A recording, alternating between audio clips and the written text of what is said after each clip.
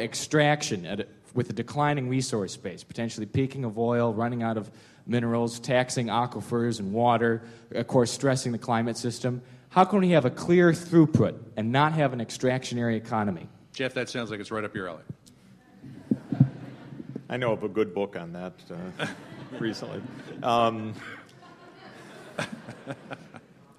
I think first, Marx was right on some things on politics, but pretty disastrously wrong on economics. So I would put him aside in that trilogy.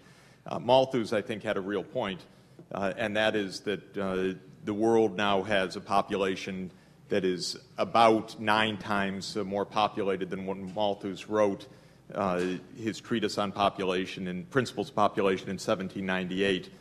And the population is continuing to rise quickly, not in proportionate terms, but in absolute terms, which is what the planet cares about 80 million people per year net population increase, and we're on a trajectory to reach over 9 billion people in a world that is phenomenally stressed in every way, ecologically, environmentally, resources, water, land use, and also population increasing tremendously in the very poorest parts of the world, not coincidentally.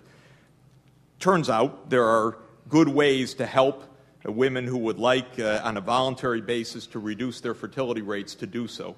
It's called contraception, family planning, help for girls to stay in secondary school. These basic things have a profound effect of reducing the fertility rates and slowing population growth. Of course, what has the United States done? Canceled all the funding for that.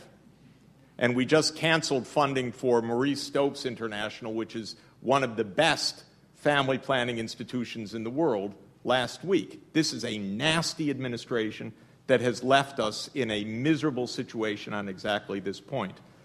On the last point you make about resource limits, the key is to move to sustainable technologies. Growth through knowledge is possible. Growth through simply mining the Earth's resources at ever greater rates is not possible. So it's not a presumption that growth in the sense of improvements of material well-being has to stop. What has to stop is doing it through the extensive, unsustainable use of resources which are being depleted or profoundly degraded. Fortunately, there's an enormous, long list of sustainable technologies, starting with solar power, with marvelous new technologies that could meet our needs at extraordinarily reduced ecological impacts if we make the investments. That's one of the reasons, again, why I want to hold on to our tax revenues right now, because we're going to need major public policy to do it. I think we've got time for 2 more questions. We've got some students on this side. Students? Yeah, how about you down here in the front, behind the lovely Jerry Willis? We'll get you a microphone here.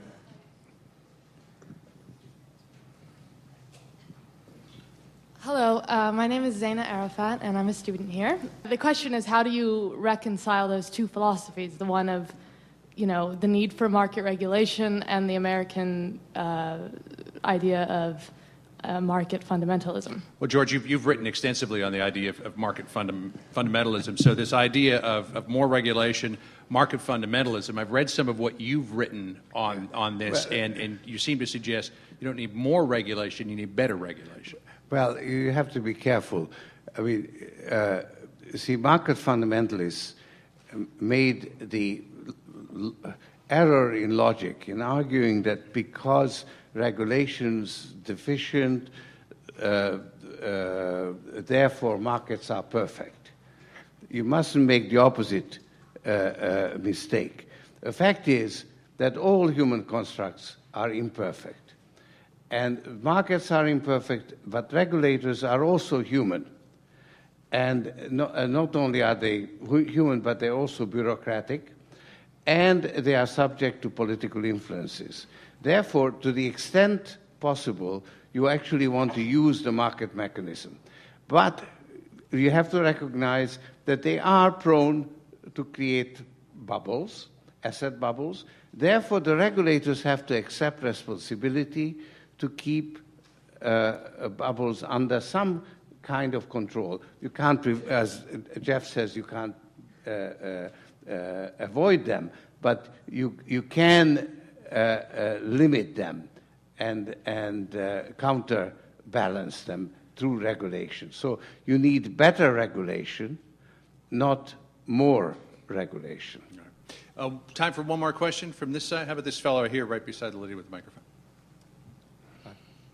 Thank you. I'd like to say 2 points first. I come from the New School University, so just shout out to them. Could you speak up just a little bit, please? Yeah, I come from the New School University down by NYU. We're a small school, so hi for that. Also, Professor Sachs, I read your book this summer, and I was particularly inspired about the opportunity cost of going into Iraq versus investing into American well-being. And I was wondering, what do you think the greatest opportunity in the next 10 or 20 years that we can't pass up would be?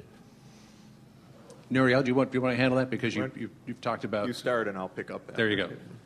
Greatest opportunity in the next 20 years. Well, the greatest opportunity in the next 20 years is going to be to have more sustainable growth that is not based only on bubbles. You know, if you look at the last 30 years in the United States, with the real estate bubble in the 80s went bust, with the SNL crisis, with the recession in 1991. Then we had the internet bubble went bust, with money, with another recession. Then we created this housing bubble. I think we have an economy that's been growing through bubbles rather than investing into the right things. That is the right type of human capital, the right type of physical capital, infrastructure, taking care of the environment, of global climate change, of poverty, and other things we should be caring about.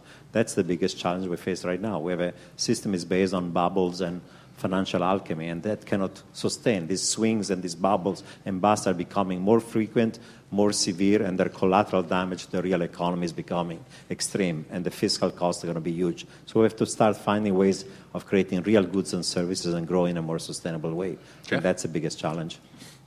Yeah, you're a very lucky generation because in 25 years you can end poverty and save the planet.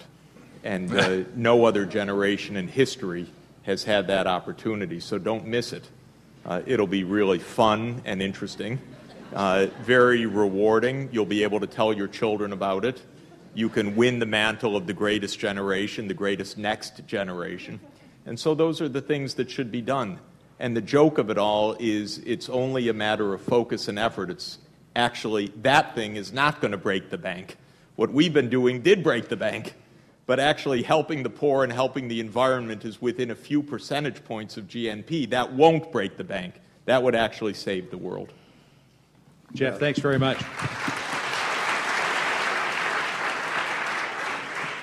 Terrific discussion. It's great to hear three such learned minds and with such great practical experience as well. I think the takeaway from all of this today is that we're still in an extraordinary period of uncertainty here. The markets are up one day, more than 400 points today.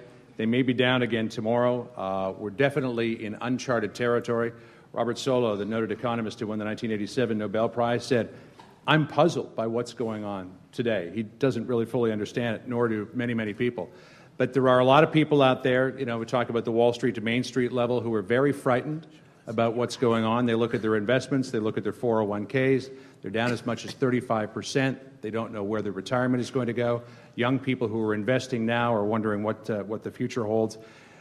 People who are involved in the markets, and believe me, I know this, a very good friend of mine is a broker, and he runs around with his hair on fire these days. They're wondering what's going to be happening as well. Question of what's needed to fix, there's certainly going to be a big measure of government involvement in the financial markets in the years to come. The government plan out there for this bailout has shifted dramatically from the first draft to where they are now. Do they have the right plan to fix it at this point? I think that's an open question. And the real point here, I think, that all of these learned scholars have spoken to in their writings is, do we as Americans fundamentally have to change the way that we live our lives? I was taught as a young man to live within my means. It served me well. Seems these days like very prudent advice. But to a large degree, we lost sight of that. So I think that perhaps there is going to be some tough medicine needed for all of us to take to get things back on track. But we heard some very, very interesting suggestions of what can be done in the future, trying to get not only the American economy, but the global economy back on track. Certainly, we have an extraordinarily